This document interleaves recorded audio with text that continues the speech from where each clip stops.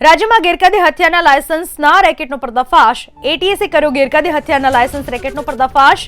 રેકેટમાં સામેલ 7 શખ્સોને ગુજરાત એટીએસે ઝડપી લીધા. બોગસ ડોક્યુમેન્ટના આધારે હથિયારના લાયસન્સનો ખુલાસો કરવામાં આવ્યો. આરોપીઓ પૂર્વોત્તર રાજ્યમાંથી હથિયારના લાયસન્સ આપતા હોવાનો ખુલાસો. બોગસ લાયસન્સના આધારે ગુજરાતમાંથી હથિયારો ખરીદતા હોવાનો ખુલાસો.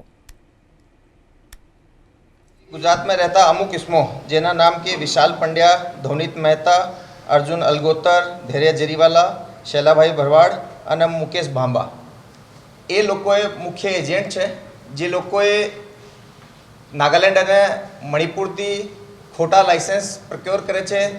ત્યાં જે લાઇસન્સ આપતી એજન્સીઓ છે એમાં સેટિંગ કરીને અને યા તો સાવ ખોટા લાઇસન્સીસ યા પછી કોઈ બહુ જૂના લાઇસન્સીસ હોય આના નામ આને ચડાવીને ખોટા ડોક્યુમેન્ટ્સ ત્યાં પ્રસ્તુત કરીને ગુજરાતના અમુક માણસો જે આના ગેંગના સભ્યો છે, આના મળતિયાઓ છે, આના નામે એ લાઇસન્સ ઇસ્યુ કરાવે છે.